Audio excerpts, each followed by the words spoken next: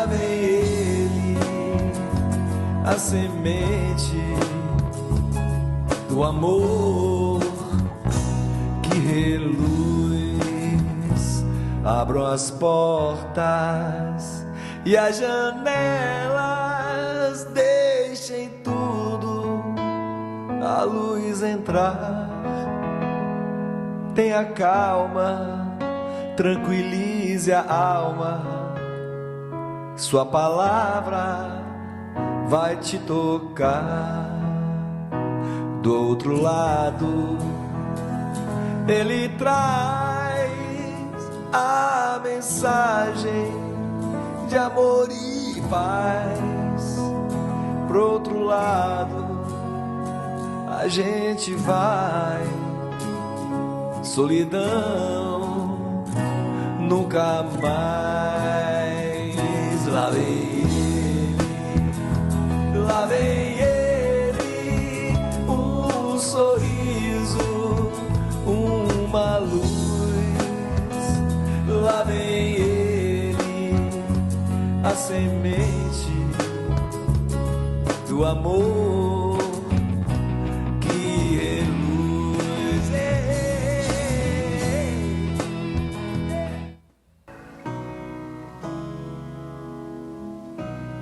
Não entendo os teus planos, mas aceito.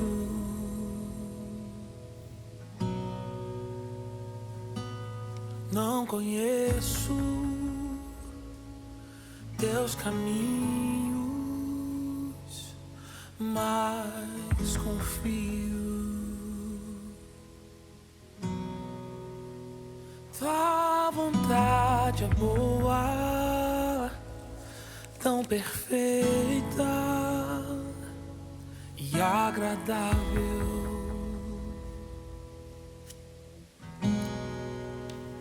E eu sou tão pequeno, ansioso e preocupado.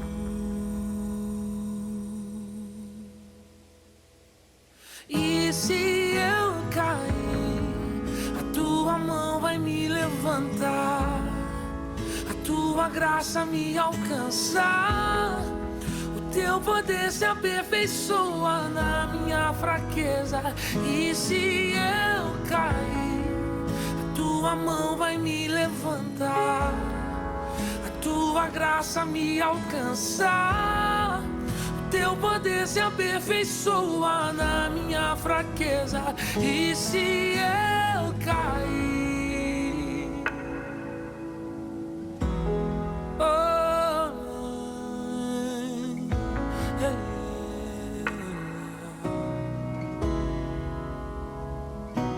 eu não entendo os teus planos, mas aceito.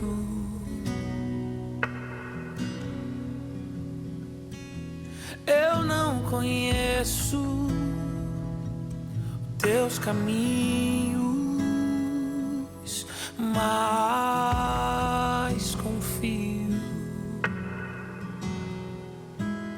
Tua vontade é boa, tão perfeita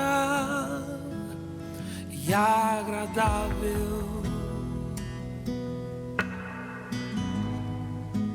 E eu sou tão pequeno, ansioso e preocupado.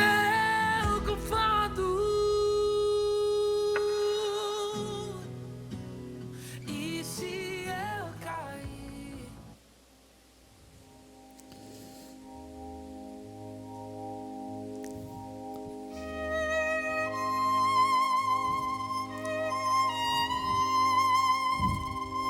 Boa noite. Senhor, cada um de nós tem o seu jeito, cada um de nós tem a sua forma de buscar a tua força, a tua inspiração, a tua luz. Cada um de nós tem o seu jeito. Esse é o meu jeito de pedir, Senhor, por todos que aqui estão na confiança da tua intercessão. E é por isso, Senhor, que nós te suplicamos, que chegamos aqui e aportamos cansados de sofrer, talvez, da expectativa de soluções para as nossas inquietudes e perturbações. Queremos, Senhor, um pouco de paz. Queremos que as nossas almas recebam o refrigério bendito da tua misericórdia através destes que te representam. Senhor, é por isso que estamos aqui, querendo depositar em teu coração as nossas súplicas e esperanças. Queremos nos refazer. Esse é meu jeito, esse é o nosso jeito de te pedir misericórdia, de te pedir proteção, de pedir-te, Senhor, por aqueles que porventura se recomendaram às nossas preces, e que nós neste instante nos lembramos, Senhor, abençoe-nos e a esses todos que porventura não estão aqui, mas também nos acompanham pela internet. Obrigado, Senhor, e nos atenda no silêncio de cada coração, de cada alma, de cada súplica. Sê, portanto, Senhor, conosco, agora e sempre.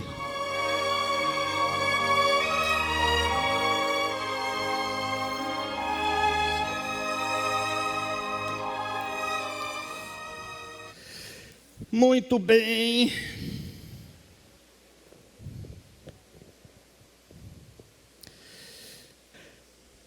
Está existindo uma quase síndrome do medo do futuro. As pessoas estão desenvolvendo um medo do futuro. Temer o futuro sempre foi algo presente na natureza humana, porque nós queremos nos sentir seguros diante dos passos que damos na nossa caminhada. Razão pela qual sempre os oráculos, os vedores de futuro tiveram muito ibope, sempre, cartomantes, leitoras de bolas de cristal, sempre. Aqui em Salvador teve uma muito famosa, que eu lembrei no outro dia, Madame Beatriz. Vocês velhos devem lembrar bem, não é?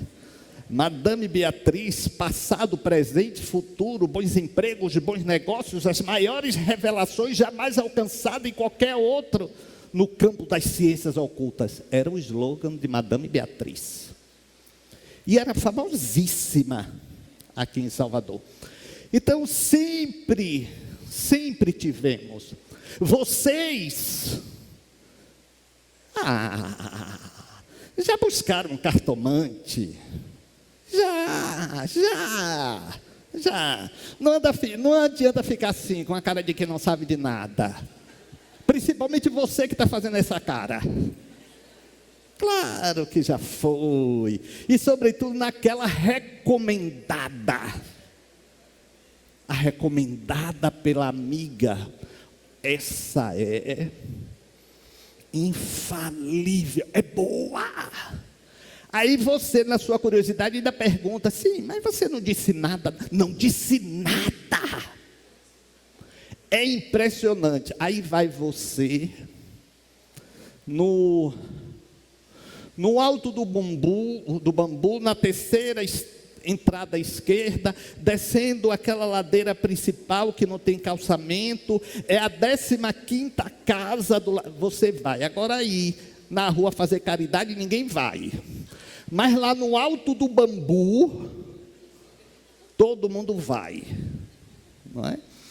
Então, sempre houve este fascínio pelo futuro. Mas com o passar do tempo, isso foi se transformando numa espécie de gana, de busca quase que incontida.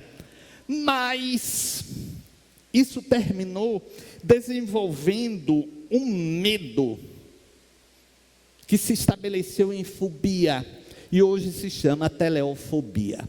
A teleofobia é exatamente este medo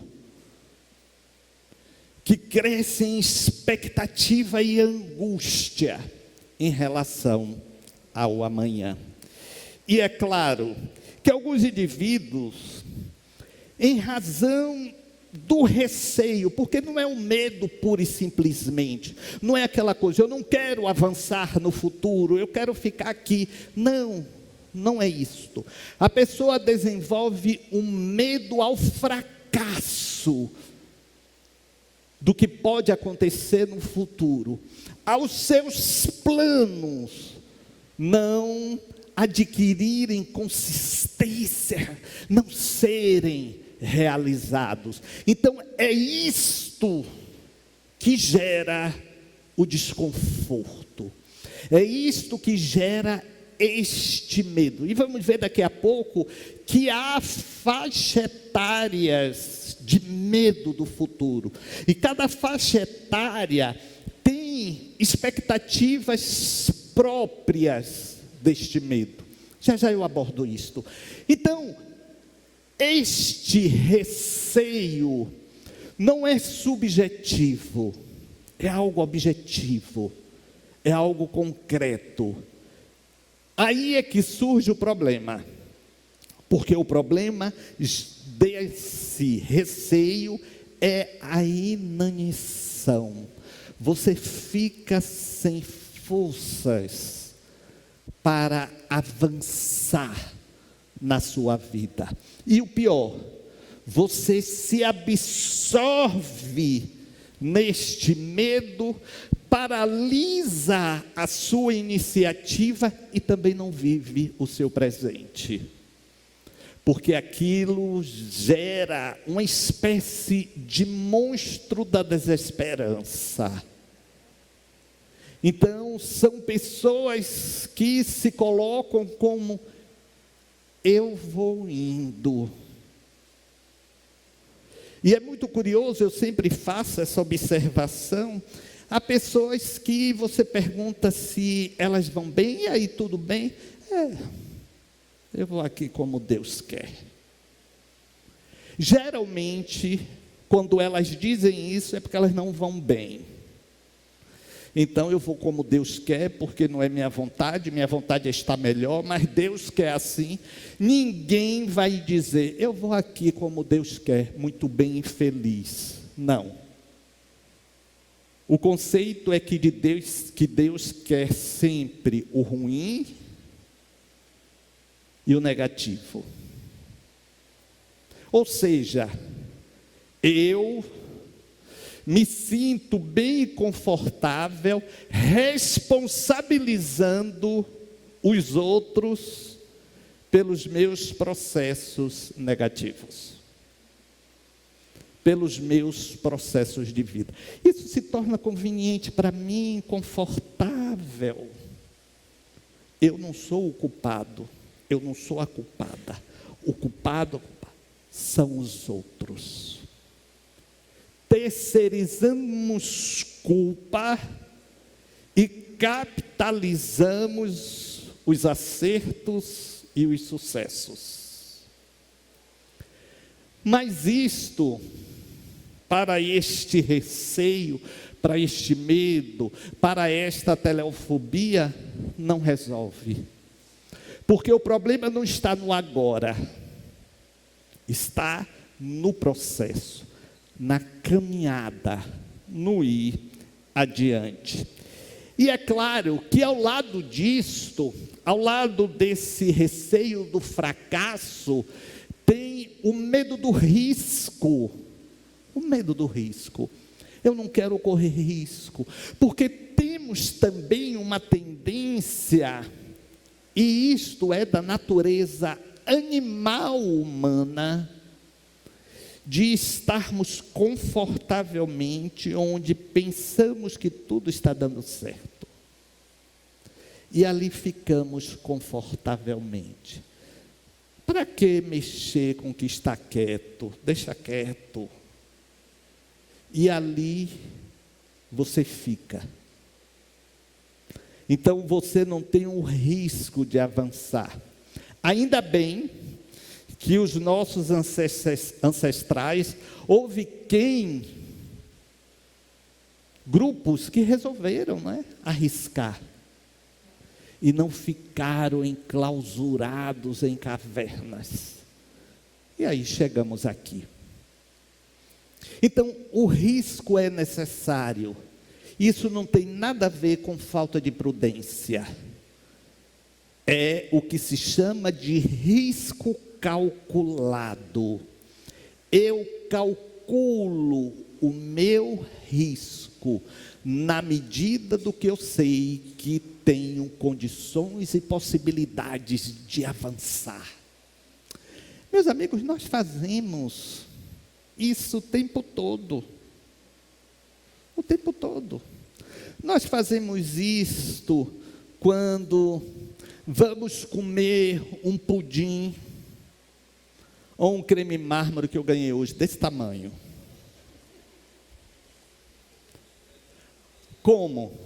Eu vou dizer, você come um pedaço, eu podia comer um pouquinho mais.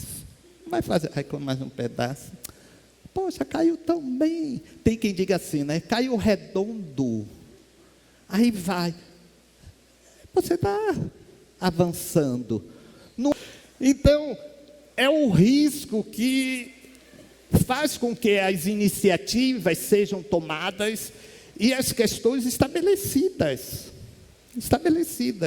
Então, ficarmos naquela posição do conforto, eu não quero me arriscar, vai gerar ansiedade,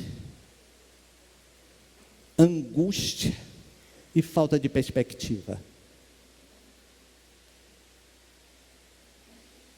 E é por isso que estamos vendo, e cada vez mais isso se estabelecer.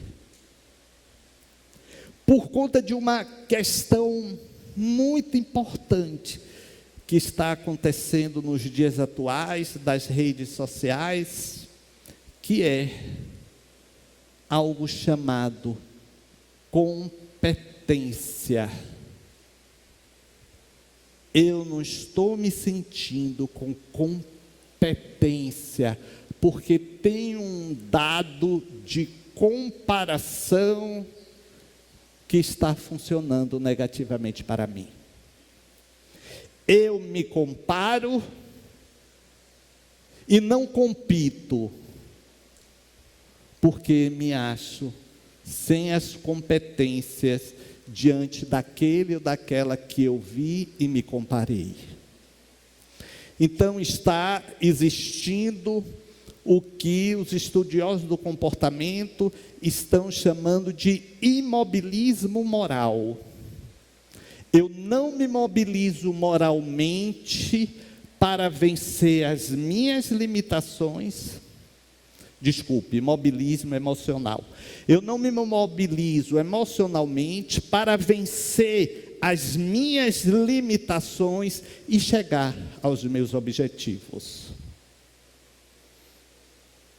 E aí estamos vendo tristezas, angústias. Hoje eu fiquei sabendo que o filho de uma de uma amiga minha no Rio de Janeiro, está hospitalizado, que é a segunda vez que ele tenta suicídio. 20 anos. 20 anos.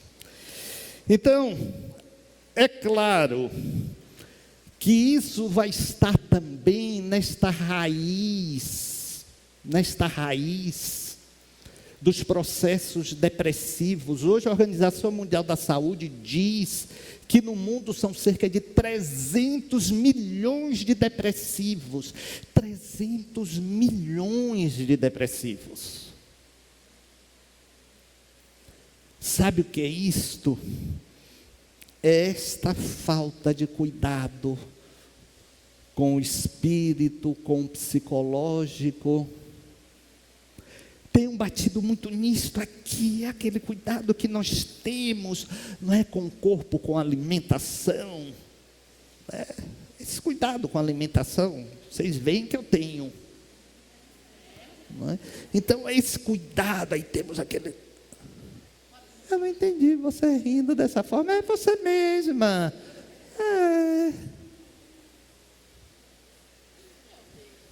Parceiros, né? Somos parceiros aí nessa falta de cuidado. Então, e o cuidado com as coisas espirituais, com as questões emocionais. Você fica com a consciência pesada porque não vai para o treino.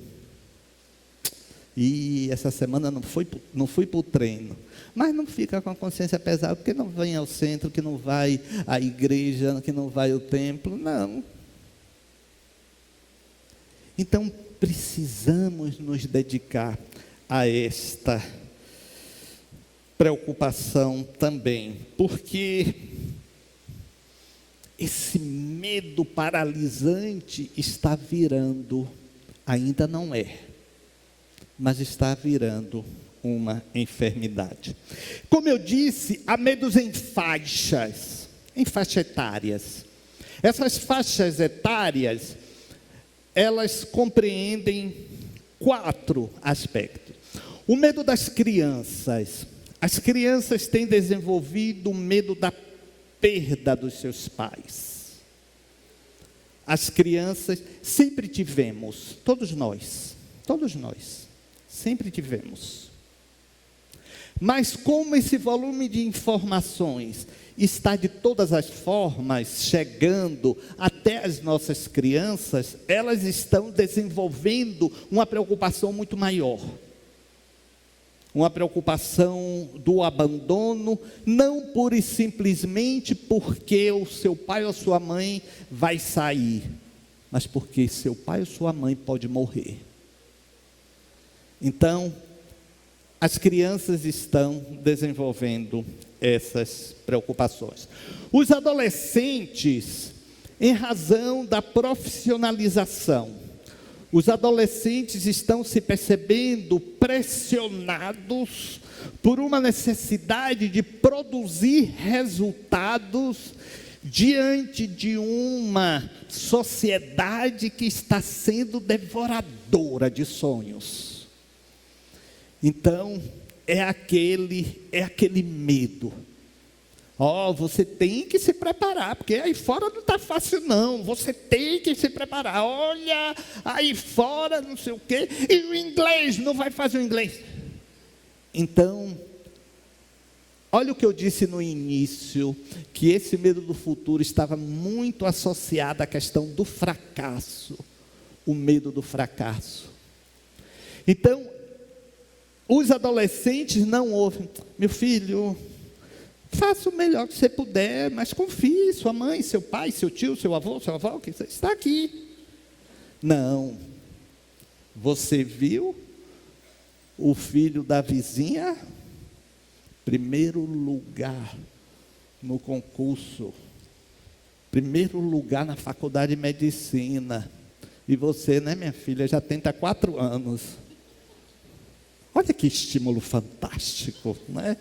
Um estímulo desse assim, extraordinário. Lá em casa, eu e Rafael e mais meu irmão, nós tínhamos um estímulo também fantástico. E meu pai era um motivador nato. Era um motivador nato, ele tinha sim os ideais motivacionais na alma. Ele dizia: com 18 anos, se não der para nada, é rua. Olha que motivação. Olha que motivação. Meu pai foi quem fundou os coaches. Meu pai era um coach, sabe? E a gente ficava morrendo de medo do chegar aos 18 anos e a gente não ter dado para nada. E aí já imaginávamos o que seria ir para a rua.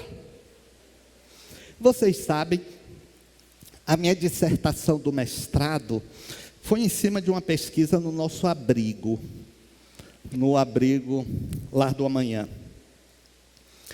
Não fui eu quem fez a pesquisa, e sim a mãe de Renato, Maria Célia, que ela é psicóloga responsável pelo núcleo de psicologia aqui da Cidade da Luz, e colocou o questionário e foi levantando.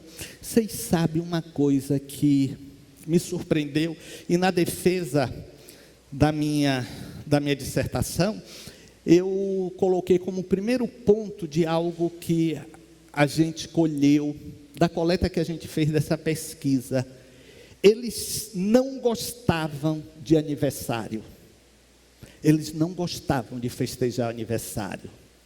Qual é a criança que não gosta de festejar aniversário? Eles todos não gostavam. E vocês sabem por que o motivo?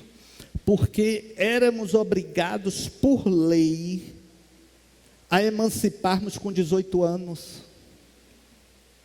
E eles não queriam, porque aqueles eram protegidos. Então, à medida que eles faziam o aniversário, aquilo estava chegando próximo ao medo do futuro. Você deve lembrar bem disso, né? Que você trabalhou muito com eles. Então, olha aí, o medo do futuro. Hoje eu contava na rádio de um que eu ouvi. Ele já tinha sido devolvido 2 vezes. A última, ele tinha simplesmente quebrado o apartamento dos adotantes. Quebrado. Aí um menor estava em processo de adoção, e eu ouvi ele aconselhando: olhe, nos 3, 4 primeiros meses, fique quietinho. Eles vão achar que você é bonzinho. Aí depois você se torna o que você é. Mas fique sossegado. Aí eu fui olhar, o outro assim, ele mais alto, o outro assim.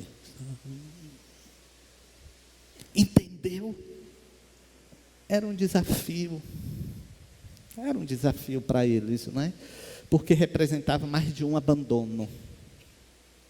Não é?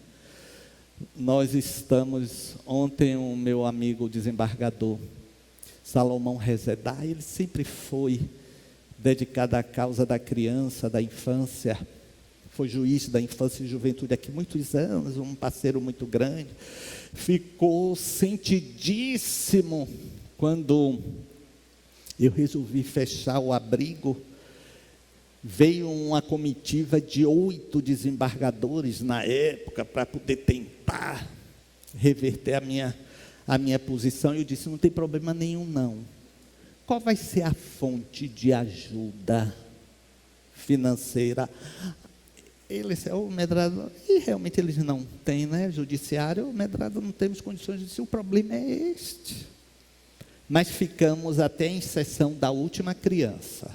Até a inserção em um lar da última criança. Então ele me mandou a mensagem dizendo que nós estamos no maio roxo, que é a cor da adoção.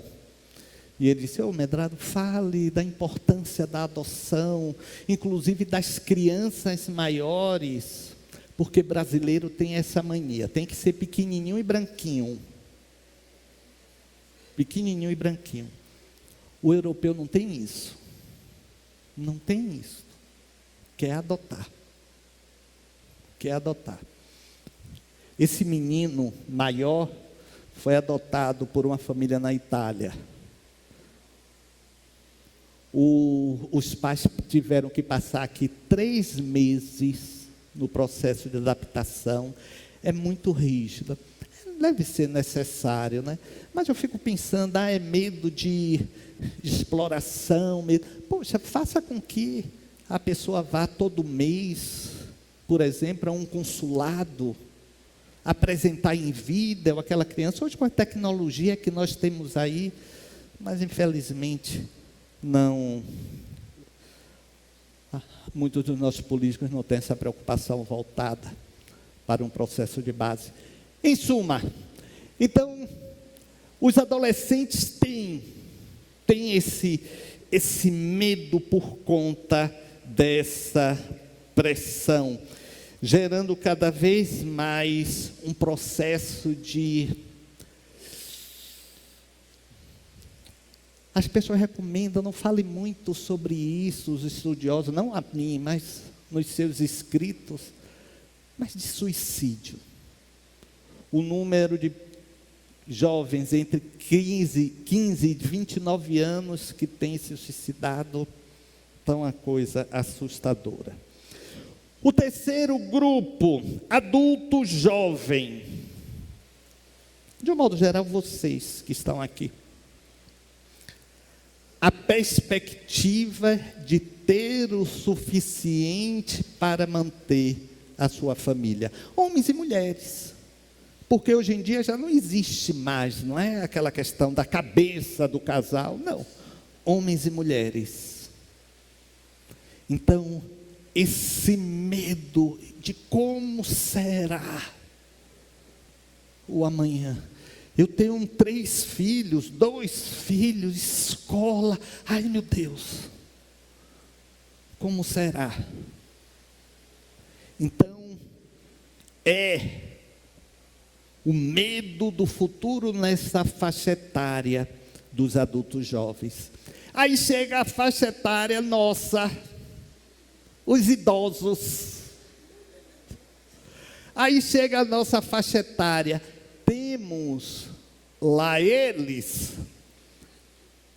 o medo de como vamos estar na velhice, sozinhos, com algum filho, filha. E se o filho e filha que não são garantias de nada, não são garantias de nada, refugarem, então, vá pensando no seu abrigo, vá levantando informações sobre um asilo decentezinho. Aprenda a jogar dominó se você ainda não sabe. Dama, você deve saber. Então, vai jogar, faça parte, sabe, de tarde de bingo. Vá se adaptando. Porque agora é pôr do sol. Né? O sol, o pôr do sol. Sabe?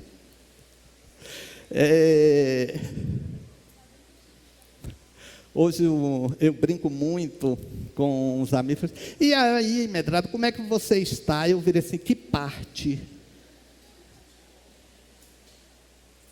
Então a gente chega num momento assim, você está falando de quê? Não é? Então são as preocupações.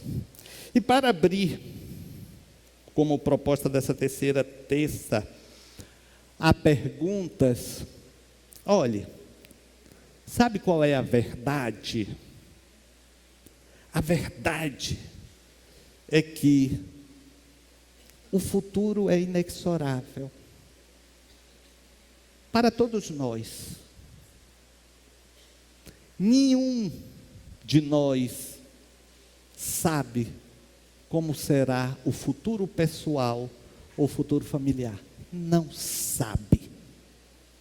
Não sabe. Nenhum de nós. Nós vivemos contingências da vida. contingências da vida. Quem me conhece proximamente sabe que eu não desço uma escada sem segurar o corrimão, eu troquei o piso do meu banheiro por antiderrapante, eu coloquei barra dentro do meu banheiro, e uma onda me derrubou e eu quebrei o pulso.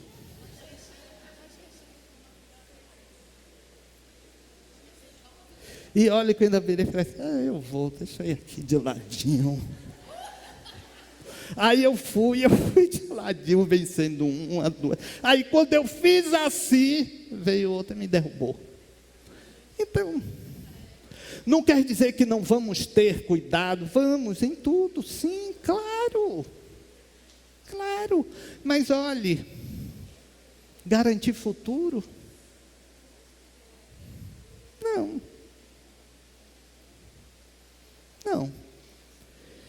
Então precisamos sair deste medo com prudência, mas viver o momento. Mas viver o agora aqui. Com os cuidados devidos, sim. Com suas medicações todas. Não é com sua medicação, com suas medicações todas. Sabe? Tem quem acha que aquelas caixinhas, uma dica para vocês, aquelas caixinhas de segunda, terça, quarta, quinta, dos comprimidos, né? De manhã, de tarde, de noite, ajuda. Eu prefiro ficar lembrando. Que já estou exercitando aí também a minha memória. Mas a verdade é essa. Então, precisamos sim ir arriscando, diminuindo esse medo do futuro, curtir, aproveitar o presente com tudo que ele pode dar. São considerações, sugestões de estudiosos da Organização Mundial da Saúde. Aproveite o seu momento para você vencer o medo. Contraponha os seus medos com ações. Valorize a sua convivência social e familiar. Se você quiser. Não é, não, eu tenho minha família, eu tenho que ir. Tem nada. Tem nada. É a sua vontade. Aprenda a se arriscar nelas.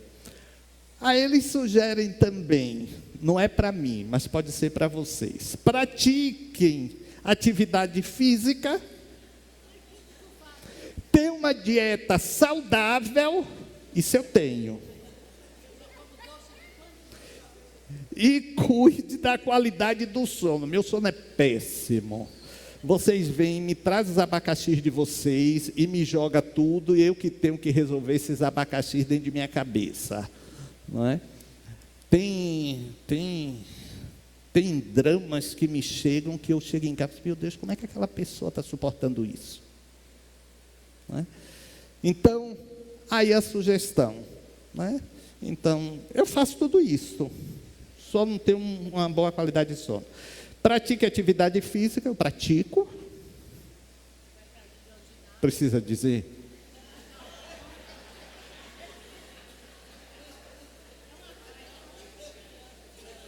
Eu pratico. Dieta saudável, eu tenho aqui um grupo de queridas que me ajudam nisso. Mariusa ajuda muito, inclusive. Hoje mesmo eu ganhei uma travessa assim. Tudo natural. Leite de coco natural, leite condensado natural, tudo natural, nada artificial. Esse negócio de vir para cá com plástico para eu comer, não, tem que ser natural, não é? E a qualidade do sono. O futuro, bote na cabeça.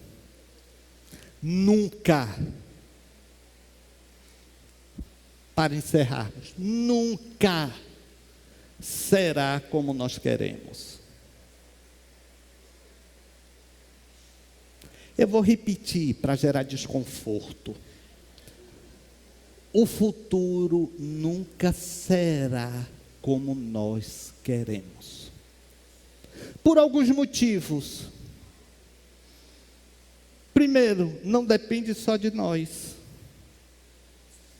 Ninguém vive aqui como Robinson Crusoe numa ilha solitária. Vai depender do nosso entorno. Primeiro ponto. Segundo ponto, você não vai garantir pela sua genética. Você não vai garantir. Hoje, um amigo meu veio fazer uma fisioterapia na minha cervical, não tem nada a ver com o braço, porque é assim, né? Na minha cervical, porque eu acho que por conta do braço, mexeu aqui. Vocês vão lembrar de uma senhorinha que veio aqui no centro, que ela se dizia minha fã, e eu perguntei, quem tem 70 anos, levante a mão.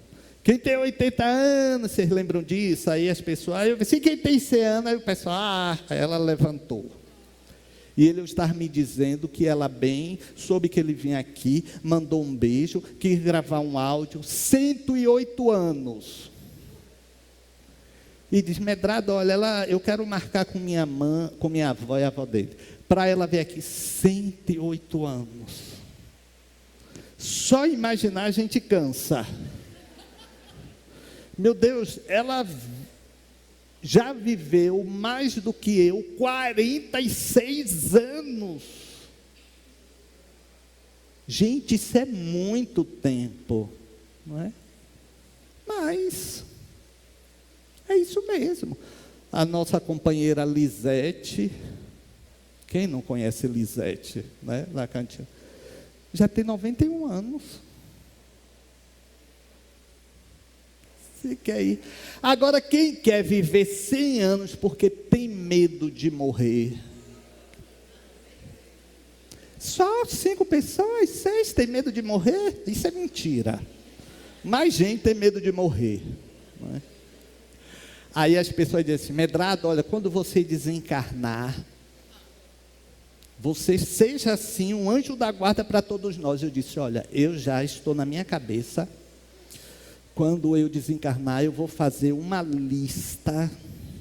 Isso, Medrado, pois é, eu vou fazer uma lista para ver quem eu vou começar a assombrar primeiro. Sabe?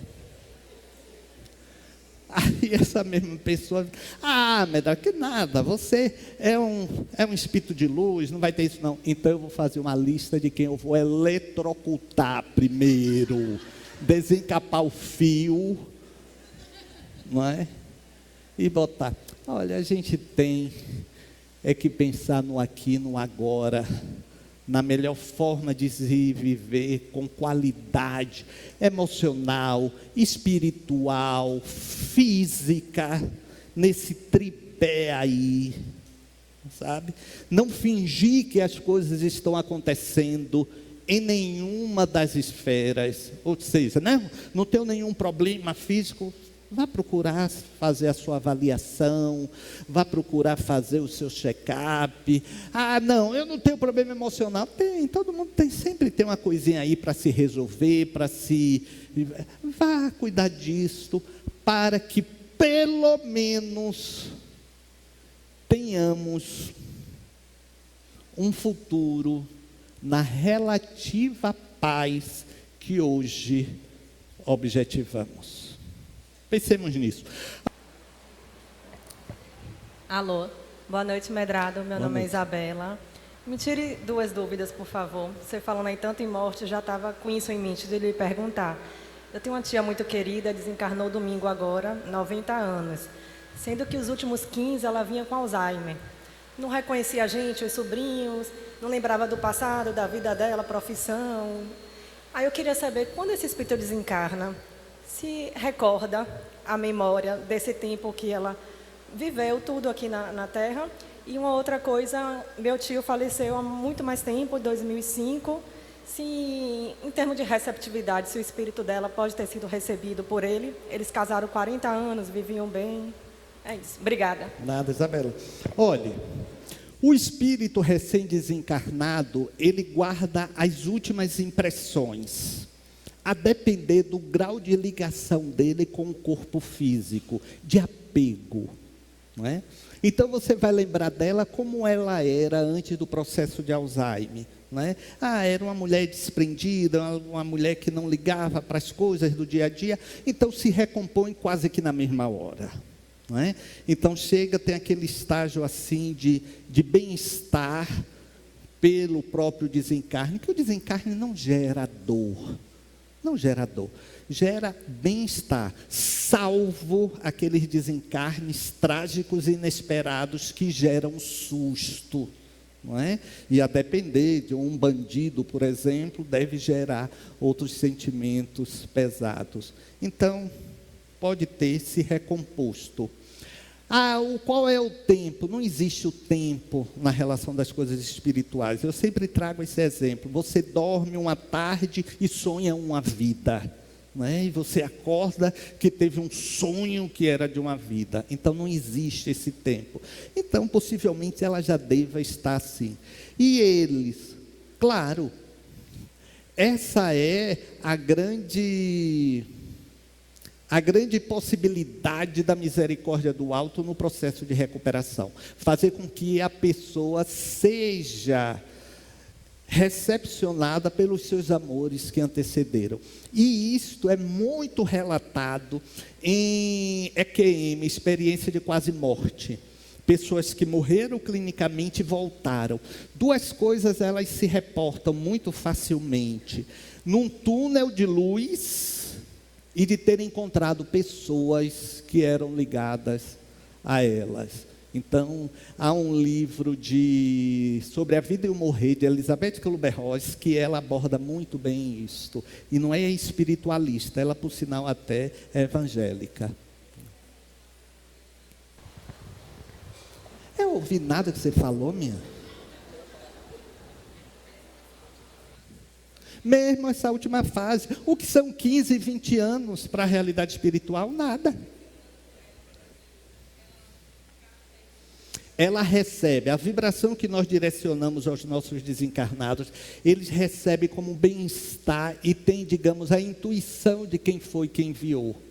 Não é? É aquela lembrança inusitada que nós temos e depois um telefone toca, ou a gente vê uma pessoa, é tipo isto, ok?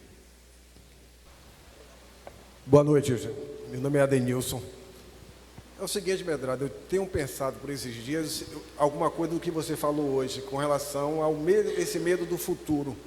Esse medo do futuro influenciando tanto os jovens novos como os adultos também, os pais, e levando à criação de bolhas de proteção por causa desse futuro. E aí percebendo um pouco o desenvolvimento do egoísmo e também a exclusão daqueles que não participam, com a tendência até de o suicídio, por exemplo, daqueles que não participam dessas bolhas. Bolhas de um modo geral, uma bolha de um bairro, uma comunidade. Entendo. Violência, música. Faça a pergunta, por favor. Isso. Então, isso daí é verdade. A formação dessas bolhas, isso está contribuindo também para o isolamento Não. Desculpe. Não, eu vou discordar de você já aí. Vá, mas prossiga. Só para eu fazer o registro. Mas prossiga, faça a sua pergunta. Então, a minha consideração é o seguinte: a formação dessas bolhas, isso não tem gerado mais egoísmo, distanciado mais as pessoas e contribuído também para aquelas pessoas que não fazem parte dessas bolhas a se isolarem e até facilitar a ocorrência de suicídios? Vamos lá. Desculpe discordar de você, mas é uma coisa assim muito comum se dizer isso. Todo ser humano busca pertencimento. Você busca pertencimento. Todos nós buscamos pertencimentos. Então, a formação de grupos, de tribos, sempre foi importante para a sobrevivência. No primeiro momento, grupal, animal, e depois isso desenvolveu-se mais ainda, não apenas para grupo, em termos de defesa, mas também das próprias emoções. E é por isso que, por exemplo, a gente sente-se atraído a quem pensa como nós, porque nós queremos pertencer. Então, não é uma avaliação, tem bolhas e não é isto. O processo se estabelece pela necessidade de comunicação. Você pode estar na sua bolha, mas a gente se comunica.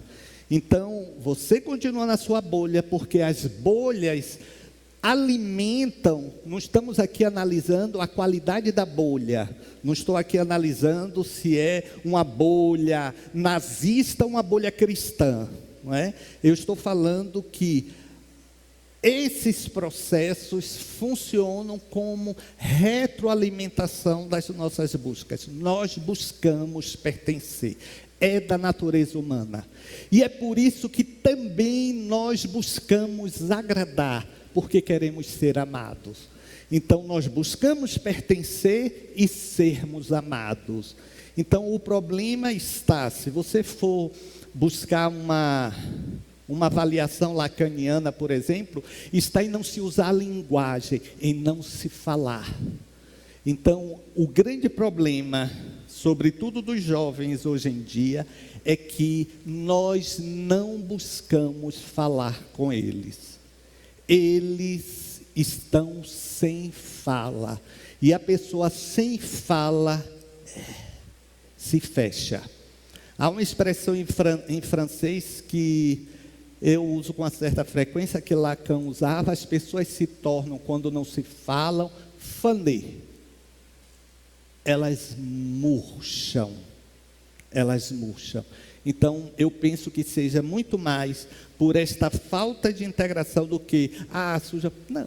E olha, e não guardemos ilusões. Ninguém quer ser convencido de sair da sua bolha. Ninguém. Ninguém.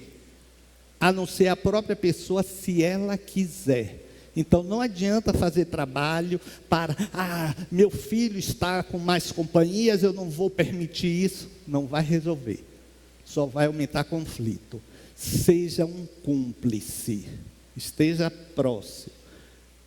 Esteja próximo para observar. Não afastando com hostilidade. Viu? Desculpe discordar, mas é porque eu não podia deixar, senão eu poderia esquecer. Oi, boa noite, medrado. Meu nome é Roberto. É uma curiosidade.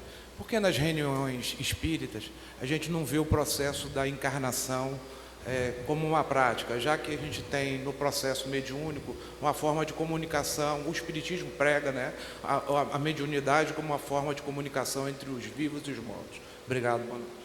Agora eu não entendi, você quer saber o quê? Que a gente não vê o quê? Dentro das reuniões, na nossa reunião, um exemplo de hoje, no culto de hoje, ou na reunião, por que a gente não se tem...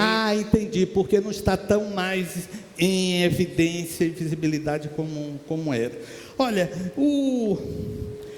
o movimento espírita, de um modo geral, foi caminhando para valorizar mais o ser do que o fenômeno, numa compreensão de que o fenômeno não transforma. O que transforma é o convencimento do saber, não é?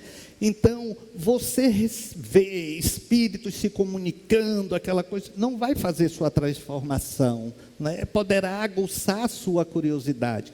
Então, os espíritos têm trabalhado muito nesse sentido, de, claro, as manifestações, né, a própria pintura mediúnica, mas os espíritos têm procurado mais assim, pelo menos os que nos direcionam, a desenvolver as qualidades do ser, da compreensão do que se é. Vocês não me veem fazendo pregações espíritas, vocês não me veem falando da função fisiológica do perispírito, não vai interessar. Vocês vão me ver falando de atitudes que melhoram a sua vida, de compreensão para a sua vida, não das fases de reencarnação, por exemplo, onde o espírito acompanha com quem vai reencarnar, ou então fica ali, stand-by, acompanhando outra pessoa, se adequando. Vocês não vão me ver falando isso, porque isso na prática não vai favorecer ao crescimento e adaptação de vocês. Alguém mais? Medrado, uma dúvida. A gente hoje, na realidade, tem muito mais informação por conta das tecnologias de informação. E a nossa curadoria da sociedade cada vez mais traz com que a gente comece a se comparar mais com o outro, exatamente esse processo que você está fazendo, e causa exatamente essas deficiências sociais e tudo isso. Do outro lado, quando o espírito vai escolher reencarnar, ele vem com um projeto de vida, um projeto de vivenciar aqui na Terra algumas coisas. Dada a velocidade dessas mudanças, como é que está essa adaptação e essa percepção? Porque às vezes você leva anos para poder reencarnar, e aí o mundo não é mais aquele. Sim, interessante. Como é seu nome? Diniz. Diniz, olhe, quando eu nasci, as crianças demoravam alguns dias para abrirem os olhos, não é? Então, elas não eram chamadas a atenção sobre nada. As crianças de hoje já nascem buscando um celular. Elas já chegam na maternidade olhando para o bolso do médico, buscando. Sabe qual é o nosso erro, Diniz? É achar que aqui é um reflexo de lá, é o contrário. Ou melhor, lá é um reflexo daqui, é o contrário. Aqui é um reflexo de lá. O que nós temos aqui é o que já existe no plano espiritual. Eu vou lhe dar um exemplo. Por que os filmes de James Bond tinha telefone no relógio? Isso, década de 70, de 80, quando não existia aqui. Eram inspirações do que já existia lá. Então, aqui os espíritos falam, é uma maquete imperfeita da realidade espiritual.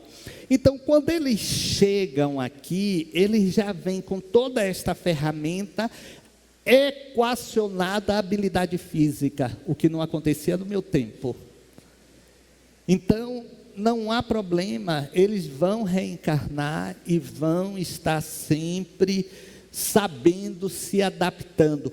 O nosso problema, nós mais velhos, os nossos problemas é que nós fugimos à adaptação e geramos o chamado conflito de geração. Eu quero, como pai, hoje eu seria avô, minhas sobrinhas não querem me dar neto, sobrinho neto. Eu quero que meu filho, se eu tivesse um filho agora, tenha a educação que eu tive. Não, isso vai gerar um descompasso, isso vai gerar conflito, é uma outra realidade, é um outro momento. Não tenha a si como referência. Valores sim, comportamentais não é? Valores, não é? Da lealdade, da ética, sim, todo tempo vai valer. Então é muito em função disso, está entendendo, Diniz? Não existe o aqui mais adiantado do que lá, é o contrário. O que chega aqui é inspiração do que está lá, ok? Eu não vi. Boa noite, Medrado. Boa Sou noite. Paloma, tudo bem? Tudo. Eu vou reportar você porta-voz de uma pergunta de uma pessoa que te admira muito. Falando em futuro, a pessoa já está indo no futuro além. As pessoas que perdem membros, quando elas desencarnam, como elas se veem? Com os membros ou da forma que elas desencarnaram? Obrigada. É a semelhança da tia de Isabela. A impressão é aquela do último momento, não é? Então, poderá chegar com a impressão de que não tem aquele membro, mas logo depois ele se recompõe. Inclusive porque fisicamente existe o membro fantasma, não é? Quantas pessoas que perdem e continuam achando, sentem até cócega no que seria o pé e não tem mais o pé. É a forma perispiritual. O perispírito é o modelo organizador biológico do corpo, é onde guarda a mecânica de atração pelo espermatozoide, daquela energia, porque são 100 milhões de espermatozoides, e você deu origem a um. É porque a carga energética era condizente com o padrão necessário ao seu desenvolvimento, ao seu DNA, à sua genética. Então, do lado espiritual, isso não existe, isso é apenas físico. Tá bom? A última. Boa noite, mestre. É um questionamento que eu tenho. Você fala sempre em morte, sempre você pergunta, quem tem medo? Eu sempre digo isso, né? Assim, eu me pergunto às vezes, fico me questionando por quê, né? Você nasce, você luta, estuda, trabalha, quer sempre o melhor, quer sempre ter o melhor, e de repente, tudo isso se vai, acabou. Aí eu fico me questionando, meu Deus, por que tanta luta, por que a gente luta para ter tanta coisa, para de repente, Vamos lá, mano. Olhe, primeiro o seguinte, que o ser humano é um ser de necessidades permanentes. Nós estamos sempre com mais e mais necessidades. É a insatisfação humana. Então, se a gente for parar para analisar, eu vou dar meu próprio exemplo. Eu tenho um carro excelente, eu sempre gostei de carro, mas eu não precisava ter aquele carro, eu podia ter um carro mais simples, mas a minha satisfação está em ter aquele carro, não é? Poxa, um jovem aposentado, não é? Então, nós somos seres motivados pela insatisfação. Aí está o desafio. É aí que está o resumo do que precisamos. Precisamos nos adaptar e avaliar de que busque o que você acha que é importante, mas não se inquiete por não ter o que você julga importante. Por que não se inquiete? Aí tem o medo da morte. O medo da morte é, em verdade, o medo da finitude, de eu não conquistar o que eu penso que eu mereço. Então, esse é, no fundo, o medo da morte. Como você bem colocou, acabou, só que não acabou. Só que não acabou, né? Mas como ter certeza? Morra.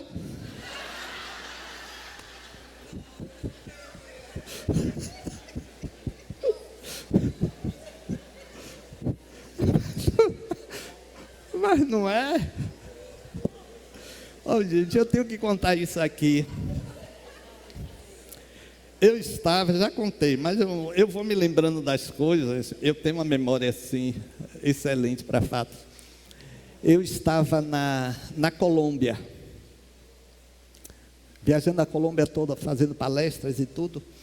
E aí eu fui participar de um talk show, tipo que era Jô Soares, que é agora Bial, aquele tipo, né?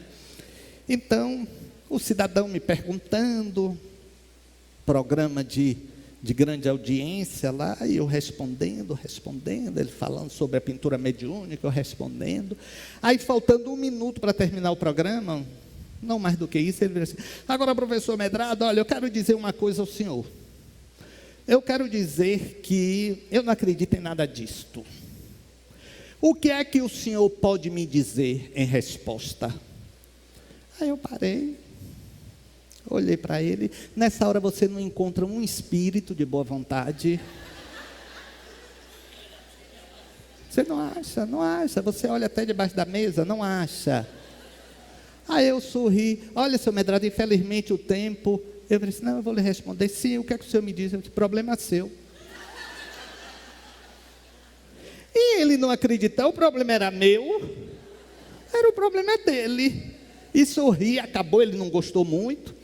Aí os produtores do programa vieram a mim assim, até se desculpar. Eu disse, não, bobagem, isso não me gera nenhum constrangimento, eu até entendo. Mas eu percebi que quando o senhor falou, problema seu, o senhor riu. Eu virei assim, sabe o que foi? Porque eu pensei, você vai morrer, miséria. A minha vingança é quando você morrer e vai ver que ninguém morre. Pronto. Aí terminou, eu voltei para o Brasil. O ano seguinte retornei à Colômbia para mais uma jornada. Aí o pessoal que organizou disse, agora, Medrado, não vai dar para você ir naquele canal, não, porque os dirigentes disseram que você veio, não ficou satisfeito e jogou a maldição, porque o apresentador do programa morreu 15 dias depois.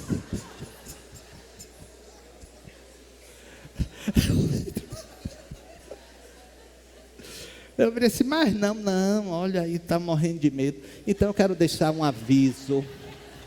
Eu quero deixar um aviso aqui para vocês. Muito cuidado com quem me contraria. Muito, pense 2 vezes, viu? Então, agora honestamente eu entendo. Eu não sou de achar, não, porque as pessoas têm que acreditar no que eu acredito. Eu inclusive não falo o que eu acredito. Quando as pessoas perguntam, Medrado, você acredita? Eu digo, eu não, eu sei que é assim. Eu sei. Eu não acredito. Eu sei que é. Não é? Então, se você sabe ou não acredita, é uma questão de tempo. É uma questão de tempo. Daqui a pouco você vai chegar lá e vai ver como é. Aí vai se lembrar de mim. Vai se lembrar de mim. Não é? Ai.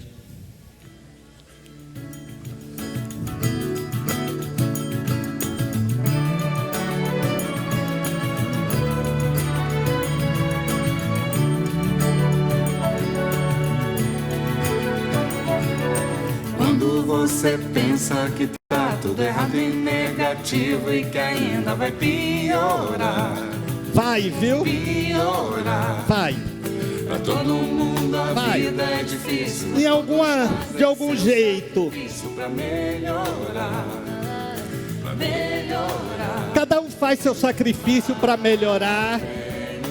Seja o sol de alguém aí desejando alguma coisa para a pessoa. Para iluminar o fim. Abrace. Luz do céu. Para inspirar os seus desejos. Para fazer você encher o peito e cantar.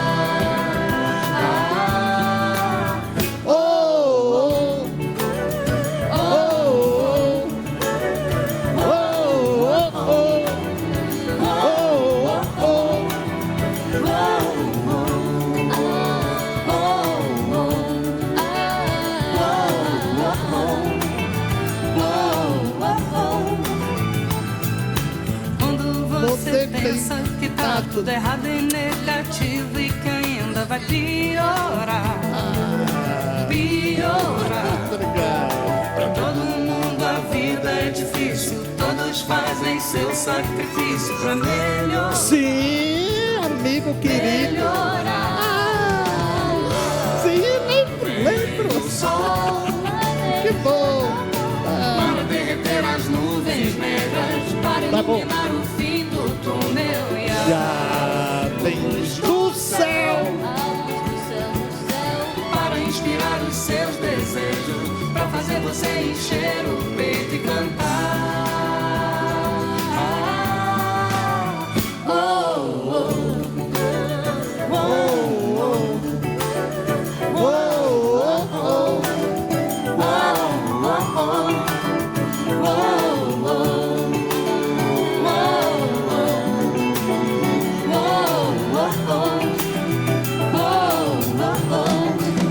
Essa fichinha ao terminar sobe, tá bom? Eu vou precisar jogar, me desculpe. Peraí. Piorar. Pra todo mundo a vida é difícil. Seu pessoal do Paraná tá onde? Pra melhorar. Pessoal do Paraná. Vou levar umas flores para vocês. Para derreter as nuvens negras, para iluminar Para só vadia. luz do céu, para inspirar os seus desejos, para fazer você encher o peito e cantar. Ganhou!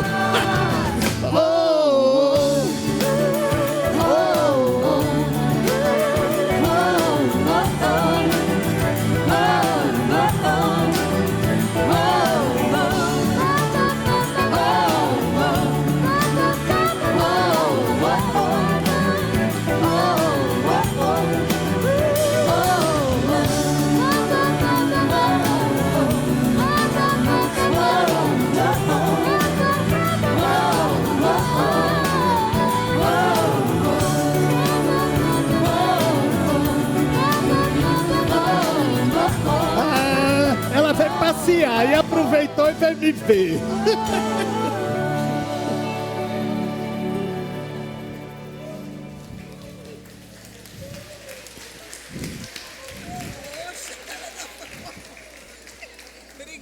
Cadê a sogra?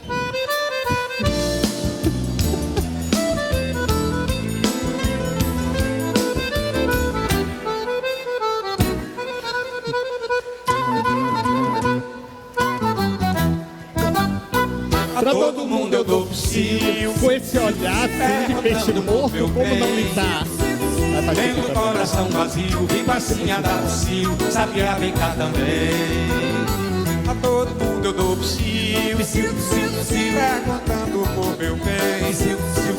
Tendo o coração vazio, vivo assim a dar psiu. Sabiá vem cá também. Tu que andas pelo mundo, tu que tanto já voou, que para os passarinhos, alivia minha dor. Tem pena Deus, diz por favor, tanto andar no mundo, onde anda meu amor. Tem pena Deus, diz por favor, tu que tanto anda no mundo, alivia minha dor.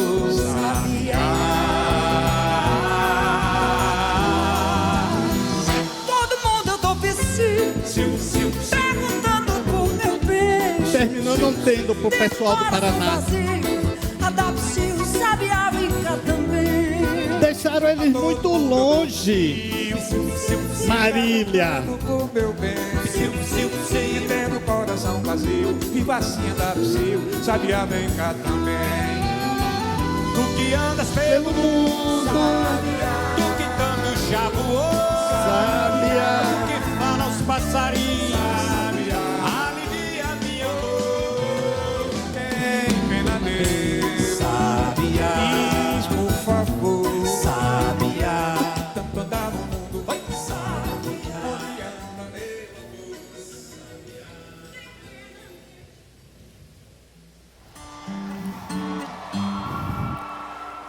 somos rasos. Somos rasos, Senhor.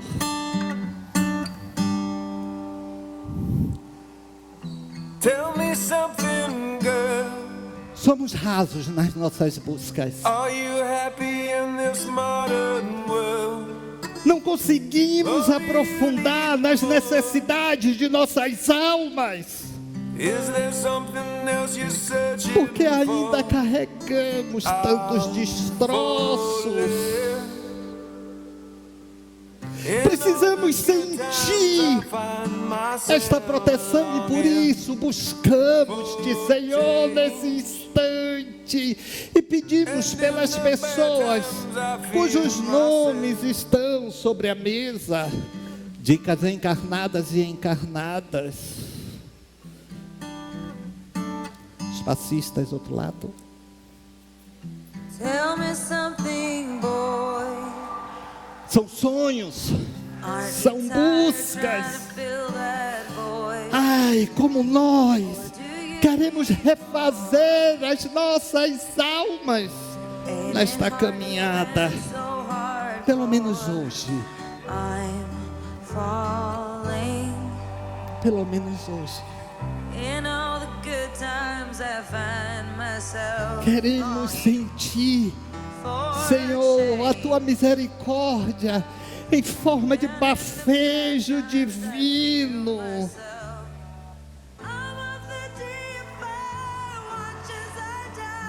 A sair dessa angústia e ter a força para caminharmos, para dizer sim, eu quero arriscar, eu quero buscar, eu quero meu futuro fortalecido. Agradecemos os passistas na minha fé, no meu trabalho do bem. Não queremos ser mais rasos.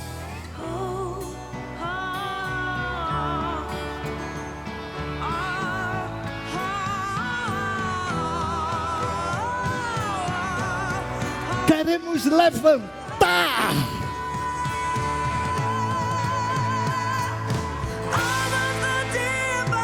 E dizer a mim mesmo, e será o que eu quero, e da forma que eu quero. Ah, Senhor, vamos chegar em casa daqui a pouco, com a nossa vida planificada, e na nossa despedida do dia, vamos dizer, não quero ser raso, quero seguir adiante. Vamos em paz e que o Senhor nos acompanhe sempre.